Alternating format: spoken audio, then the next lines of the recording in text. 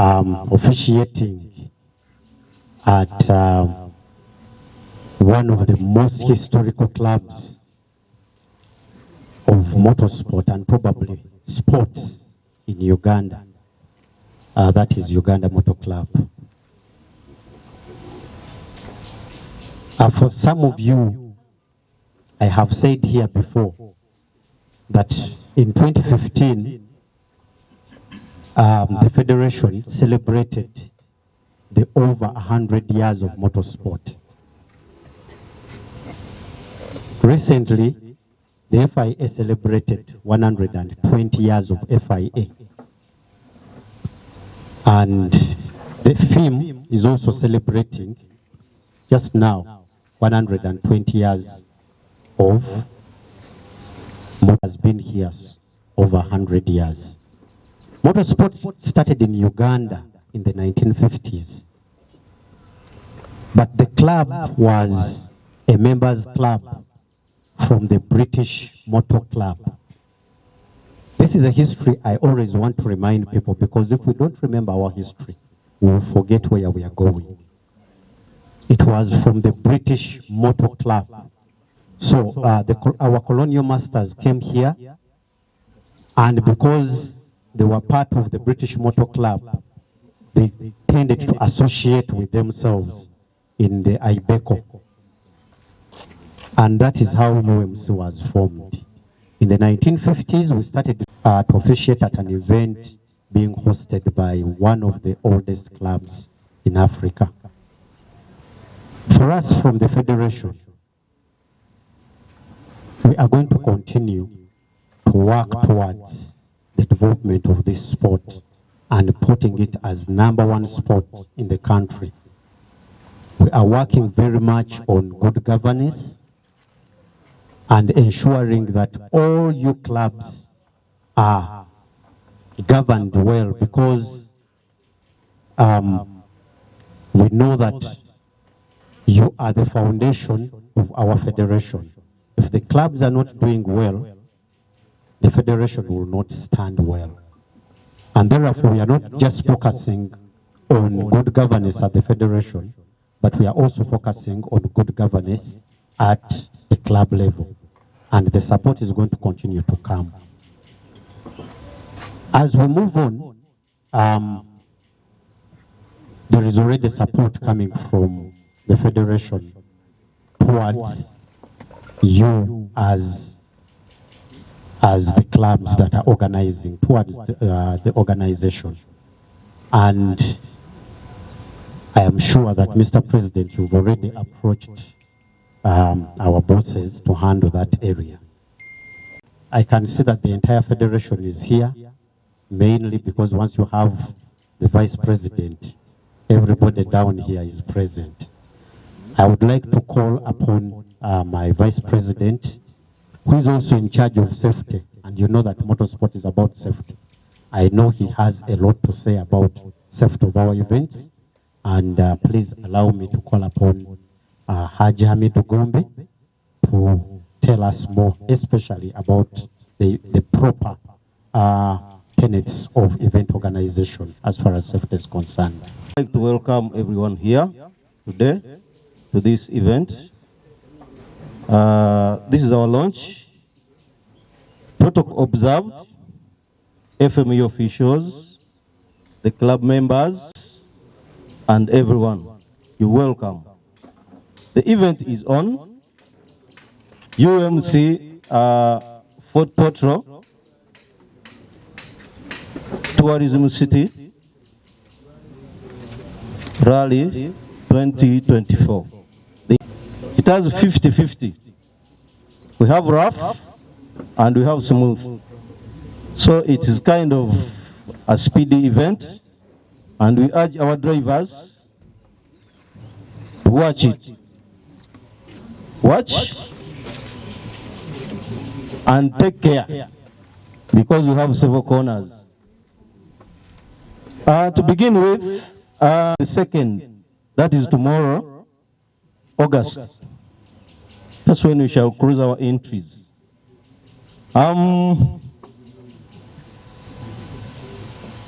We have 2 legs.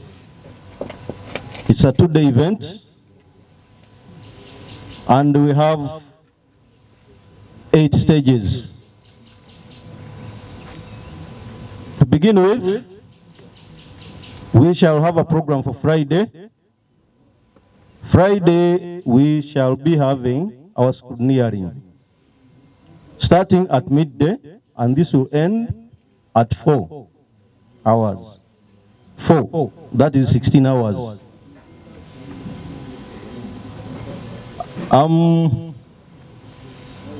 After the scrutineering, we shall have a CSR. We are going to plant trees in one of the schools in Fortportal, and this is where one of our drivers who hails from Fortportal went for his school. We have to do CSR and we have to plant trees. So after that, we are going to have our meeting, the stewards meeting, the first one, and then we shall have the drivers briefing on Friday. On a Saturday,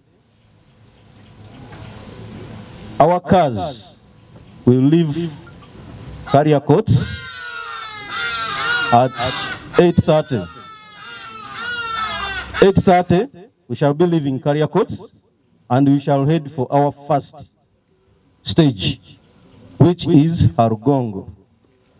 Harugongo is 36 kilometers, 0.3.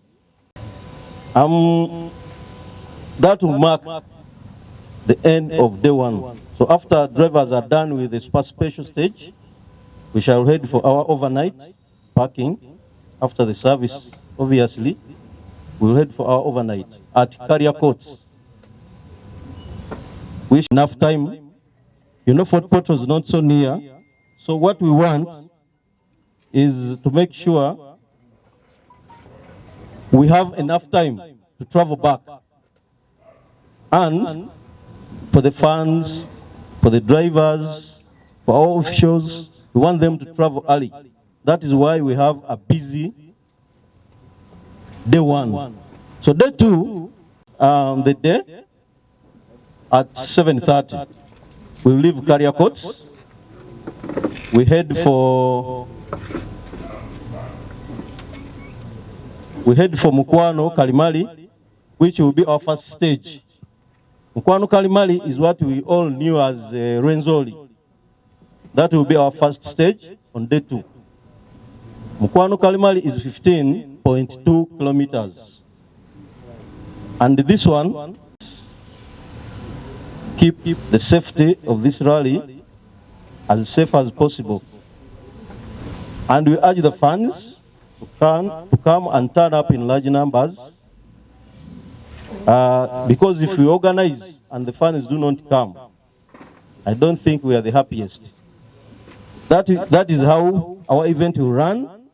And empaka jezire ennaku z'omwezi 9 paka nga 11 zayitibwa UMC Fortportal Tourism City Rally 2024.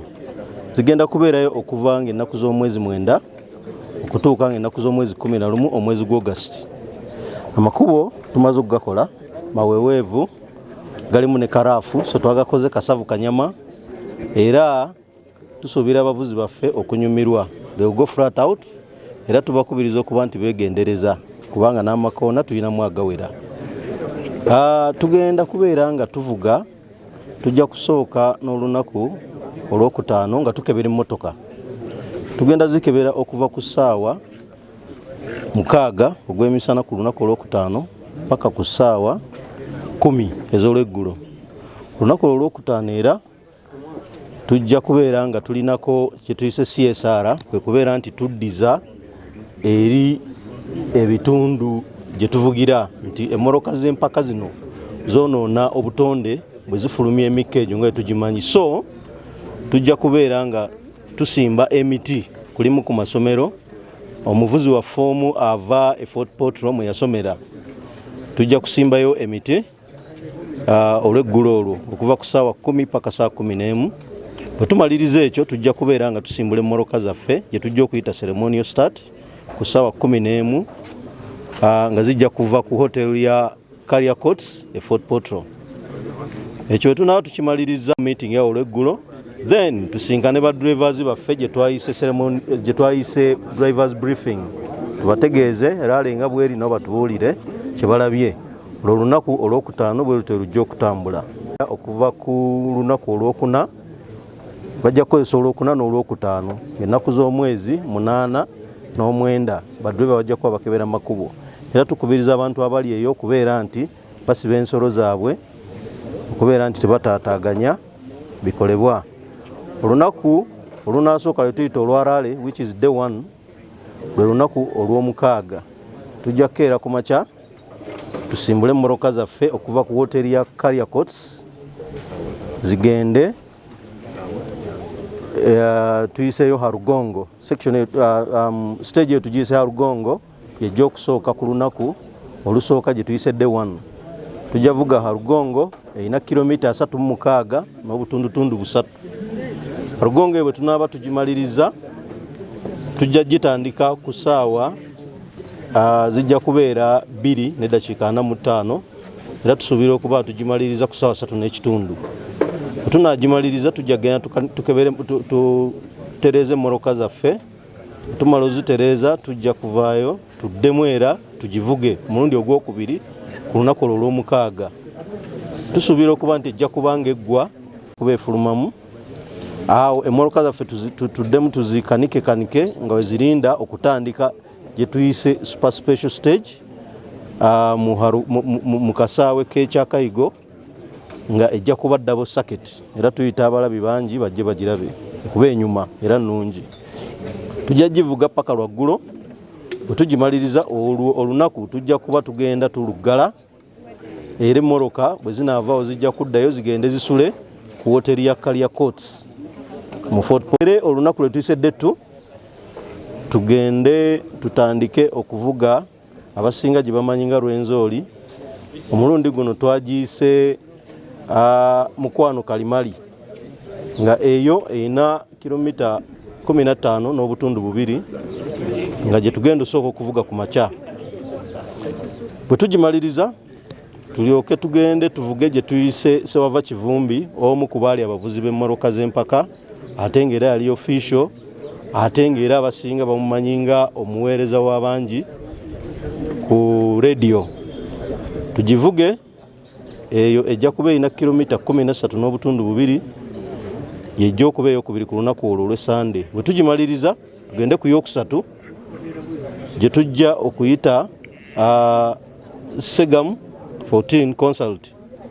Eyo erina kilomita 12 n'obutundu 8 nga yejja okuba eyokusatu ku lunaku olw'Esande. Eyokuna ejja kubanga eyingira mu kasaawe kaffe akakyakayigo ku lunaku olw'Esande, era abamu abanaalabiramu tubasaba musigalemu nti eyo ejja kuba erina kilomita 5 n'ekitundu nga tujja giyita Outlook Uganda, era nga yejja okuba nga eggalawo. Naye bwe tugimaliriza tukanike emmoloka zaffe twetegekere gye tuyise power stage, era ng'ejja kuba eddamu mwako kennyini. So olunaku lwaffe olw'Esande bwe lutyo lujja okutambula. Tufubye okulaba nga tufunza olunaku lw'Esande so that abantu baffe batambula bukyali bakomewo e Kampala, n'okubeera nti ekkubo si ddungi nnyo, bwetyo tujja otambula olunaku lw'Esande. So tulina abavuzi 13 abakewandiisa, nga mu bo tulinamu Haji Salim Gasemba ng'avuga Subaru. Twakafuna 13 naye nga wenviiriddeyo nga n'abalala bakyakola ki, bongera okwewandiisa kuba tuggalawo olunaku lwankya ennaku z'omwezi 2. So tukubiriza abavuzi okujja mu bungi bewandiise nga bukyali. Ekyokubiri tukubiriza abalabi baffe bafan bajje bwe bakulagawo b'oyimirira, bwe baga ntobuukawo, tukuume rale yaffe ng'eri safe, ffenna tunyumire nammwe banyumire. Mwebale nnyo, mwebalire ddala. Gatte kilomita zonna awamu tulina kilomita 200 mu emu. n'obutundutundu 5 nga kwezo zetugenda okuvuga ngeza competition ziri 103 n'obutundutundu 4 ate ze tuyise liaison gye tuyita abamu transport ezitali za kuddukirako za mpaka tuyina kilomita 74 n'obutundu 2 so omugatte gwonna wamu kilomita tugenda vuga 2 n'obutundutundu 5 kasoze kuba mu tiimu bisanirizo Fortportal eno nzize ngivuga emyaka egiwedde ng'entambulira mu bulungi mulundi guno sazeewo gyetabamu kuba twamaze okutesitinga emmotoka yaffe egaluga nga namu bulungi terina buzibu bwonna kyova olaba ngende Fortportal nga neetegese bulungi tusobole okuvaayo nga nina obuwanguzi.